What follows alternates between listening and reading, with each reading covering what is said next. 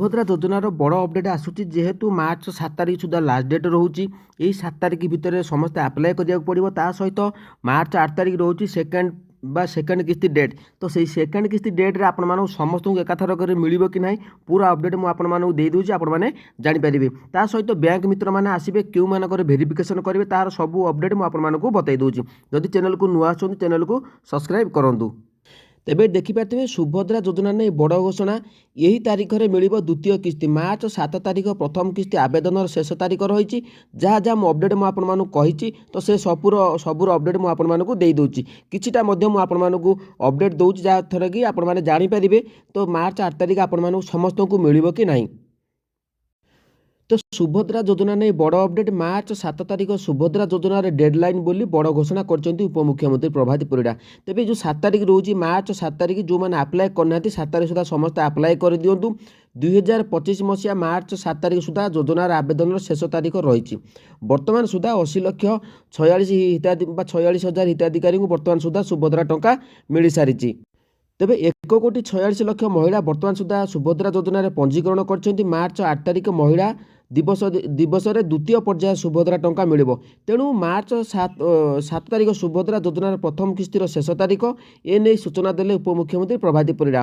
ତେବେ ହିତାଧିକାରୀଙ୍କୁ ମାର୍ଚ୍ଚ 8 ତାରିଖ ସୁଭଦ୍ରାର ଦ୍ୱିତୀୟ କିସ୍ତି ଟଙ୍କା ମିଳିବାକୁ ଯାଉଛି, କିନ୍ତୁ ସମସ୍ତ ମହିଳାଙ୍କୁ ଏକାଥର ଟଙ୍କା ମିଳିବ ନାହିଁ। ତ ଯାହା ବି ଅପଡେଟ୍ ମୁଁ ଆପଣମାନେ ଦେଖିଥିବା ଯେମିତି ପ୍ରଥମ ପର୍ଯ୍ୟାୟରେ 4ଟି ପର୍ଯ୍ୟାୟରେ ଆପଣମାନଙ୍କୁ କିସ୍ତି ମିଳିଲା, ତ ସେହିଭଳି ଭାବରେ ମାର୍ଚ୍ଚ 8 ତାରିଖରେ ଯେଉଁମାନେ ପ୍ରଥମ କିସ୍ତି ପାଇଥିଲେ ସେଇମାନଙ୍କୁ ମିଳିବାକୁ ଯାଉଛି, କିନ୍ତୁ ସମସ୍ତ ମହିଳାଙ୍କୁ ଏଠି ଏକାଥରକ ଟଙ୍କା ମିଳିବ ନାହିଁ, ପର୍ଯ୍ୟାୟକ୍ରମେ ଟଙ୍କା ମିଳିବ। ଆପଣମାନଙ୍କୁ ଏଇଠି କ୍ଲିଅର ମେନସନ୍ କରାଯାଇଛି। ତେବେ ଆପଣମାନେ କେହି ବି ବ୍ୟସ୍ତ ହେବେ ନାହିଁ। ତେବେ ଟଙ୍କାକୁ ନେଇ ବ୍ୟସ୍ତ କିମ୍ବା ବ୍ୟାଙ୍କ ଆଗରେ ଭିଡ଼ ଲଗାନ୍ତୁ ନାହିଁ ବୋଲି ଉପମୁଖ୍ୟମନ୍ତ୍ରୀ କହିଛନ୍ତି।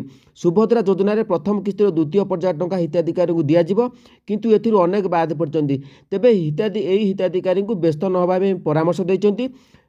ବ୍ୟାଙ୍କ ମିତ୍ର ଏନେଇ ତାଲିକା ପ୍ରସ୍ତୁତ କରିବେ ଏବଂ ମହିଳାମାନଙ୍କ ନିକଟକୁ ଯାଇ ସମସ୍ୟା ଦୂର କରିବେ ବୋଲି ଉପମୁଖ୍ୟମନ୍ତ୍ରୀ କହିଛନ୍ତି। ଏଇଠି ଯେଉଁ ବ୍ୟାଙ୍କ ମିତ୍ରମାନେ ଆସିବେ ତାହାର ମୁଁ ଆପଣମାନଙ୍କୁ କହି ରଖୁଛି। ଯେଉଁ ବ୍ୟାଙ୍କ ମିତ୍ରମାନେ ଆସିବେ ଆପଣମାନଙ୍କ ଭେରିଫିକେସନ୍ କରିବେ କେବଳ ଯେଉଁମାନଙ୍କର NPCI ଆଧାର ଲିଙ୍କ୍ ନାହିଁ ସେଇମାନଙ୍କର ଭେରିଫିକେସନ୍ ହେବ। ଆଉ ଦ୍ୱିତୀୟ ଲୋକ ଯେଉଁମାନଙ୍କର ରାସନ କାର୍ଡ଼ ନାହିଁ ସେମାନେ ଜାଣିଥିବେ ସେମାନେ ଏଥିରେ ବା ମିଳୁନାହିଁ, ତ ଆପଣମାନେ ସମସ୍ତେ ଜାଣିଥିବେ। ତ ଆପଣମାନେ ଯେଉଁମାନଙ୍କର ରାସନ କାର୍ଡ଼ ନାହିଁ ଆପଣମାନେ କେହି ବି ବ୍ୟସ୍ତ ହୁଅନ୍ତୁନି, ଯଦି ଭାଗ୍ୟରେ ଥିବ ଆପଣମାନଙ୍କୁ ମିଳିବ ଟଙ୍କା। ତେବେ ଯେଉଁ ଆପଣମାନଙ୍କୁ କହିଥିଲି ଆପଣମାନେ ଯେଉଁ ମାର୍ଚ୍ଚ 8 ତାରିଖ ମିଳିବ, ତ ସେଥିରେ ଆପଣମାନଙ୍କୁ ଯେମିତି ଆପଣମାନେ ପ୍ରଥମ ପର୍ଯ୍ୟାୟର ଫେଜ୍ ବାଇ ଫେଜ୍ ମିଳିଲା, ତ ସେହି ହିସାବରେ ଆପଣମାନଙ୍କୁ ଫେଜ୍ ବାଇ ଫେଜ୍ ଟଙ୍କା ମିଳିବାକୁ ଯାଉଛି। ଯେଉଁମାନେ ପ୍ରଥମ କି 17 ତାରିଖ ପାଇଥିଲେ ତ ସେଇମାନଙ୍କୁ ପୁଣି ଥରେ ମାର୍ଚ୍ଚ 8 ତାରିଖରେ ଦିଆଯିବ। ତା ପରବର୍ତ୍ତୀ ଫେଜ୍ରେ ପୁଣି ଯେଉଁମାନେ ପାଇଥିଲେ 9 ତାରିଖ ସେଇମାନଙ୍କୁ ଦିଆଯିବ। ତାପରେ ଆପଣମାନେ ଯେଉଁ ପାଇଥିଲେ ଏବେ 24 ତାରିଖ ସେଇମାନଙ୍କୁ ପୁଣି ଦିଆଯିବ। ସେଇଭଳି ଭାବରେ ଚତୁର୍ଥ ବା 4ଟି ଫେଜ୍ ଉପରେ ଆପଣମାନେ ଟଙ୍କା ପାଇବାକୁ ଯାଉଛନ୍ତି। ଯଦି ଅପଡେଟ୍ ଭଲ ଲାଗିଲା ତ ଚ୍ୟାନେଲକୁ ସବସ୍କ୍ରାଇବ୍ କରନ୍ତୁ। ଯାହା ବି NPCI DBTର ପ୍ରୋବ୍ଲେମ୍ ରହୁଛି ତ ମୁଁ ଭିଡ଼ିଓ ଅପଲୋଡ଼ କରିଦେଇଛି, ଆପଣମାନେ ଦେଖିପାରିବେ। ତ ନିଶ୍ଚିତ ଭାବରେ କହିବାକୁ ଗଲେ ଆଜି ଟିକେ ମୁଁ ବ୍ୟସ୍ତତା ପାଇଁ ଭିଡ଼ିଓ ଆଣିପାରିଲିନି, ତ ହଠାତ୍ ଯେଉଁ ଭିଡ଼ିଓଟି ମୁଁ ବା ସହଜ ଟିକେ ଆପଣମାନଙ୍କୁ ବତାଇଦେଲି। ଯଦି ଅପଡେଟ୍ ଭଲ ଲାଗିଲା ତ ଚ୍ୟାନେଲକୁ ସବସ୍କ୍ରାଇବ୍ କରନ୍ତୁ।